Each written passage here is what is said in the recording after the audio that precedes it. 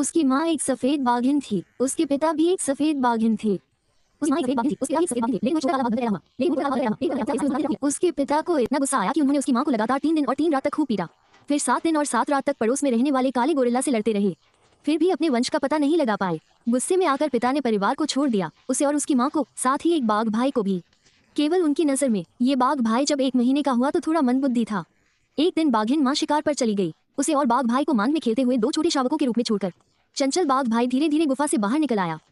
उसे जरा भी उम्मीद नहीं थी कि ठीक उसी समय एक बड़ा भालू वहां से गुजर रहा होगा, क्योंकि दोनों ही शिकारी थे। जाहिर है प्रतिद्वंद्वी की संतान के लिए कोई दया नहीं होती।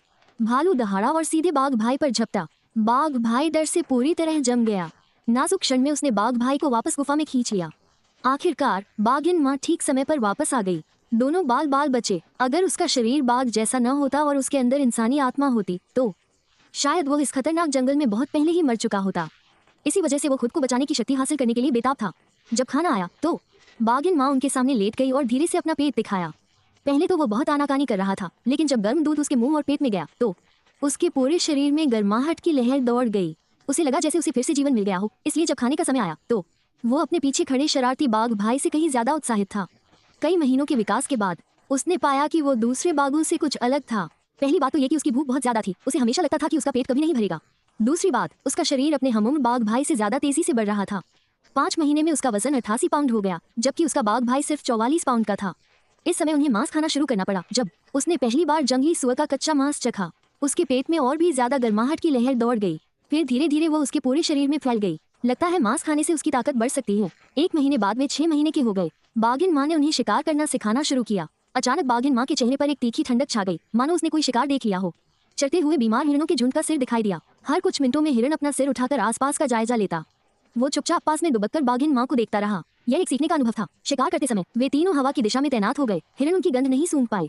बाघिन माँ ने उसे और बाघिन भाई को वहीं रुकने का संकेत दिया। इलाके का फायदा उठाते हुए वो कुछ ही मिनटों में हिरणों के झुंड की ओर रेंगती हुई 330 फीट से भी कम दूरी पर पहुंच गई। जैसे ही झुंड ने अपनी सतर्कता कम की, बाघिन माँ बिजली की तरह घास से निकलकर तेजी से हिरणों तक पहुंची। उसने अपने वजन का फायदा उठाते हुए हिरण को गिरा दिया। उसके जबड़े ने तुरंत सही जगह पर वार किया और हिरण की जान ले ली। पूरा शिकार 30 सेकंड से भी कम समय में पूरा हो गया। बाघिन माँ हिरण को घसीटकर उसके और बाघिन भाई के पास लाई। उसने अपने मुंह से निकला तरल चाटा, फिर 2 कदम पीछे हटकर लेट गई। स्पष्ट रूप से उसे और बाघिन भाई को पहले खाने का संकेत दिया, लेकिन बाघिन भाई को अभी कच्चे मांस का स्वाद चखने की आदत नहीं थी, इसलिए उसने दूध पीने की कोशिश की। बाघिन माँ ने उसे एक झटके में दूर धकेल दिया। बाघिन भाई सिसकते हुए चला गया। वो बेहद दयनीय लग रहा था।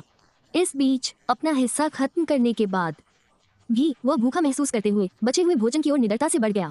बाघिन माँ ने धीमी सी गुर्राहट की, फिर अपना सिर दूसरी ओर घुमा लिया, मानो बाघिन माँ से अनुमति ले ली हो। उसने हिरण का पूरा निचला आधा हिस्सा चट कर लिया और उसके पेट से एक तीव्र गर्माहट उठी। अभी तक उसे पता नहीं था कि यह गर्माहट क्या है, लेकिन हर बार जब यह उसके शरीर में प्रवाहित होती थी तो उसे अपने अंदर असीम ऊर्जा का संचार होता हुआ महसूस होता था। अगले कुछ दिनों तक दोनों भाइयों के साथ इसी तरह खेलती रही, अपने मांद के पास खुले मैदान में।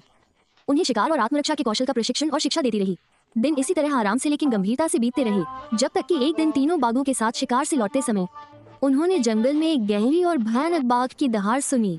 यह एक अपरिचित बाघ था। बाघिन माँ का व्यवहार तुरंत तनावपूर्ण हो गया।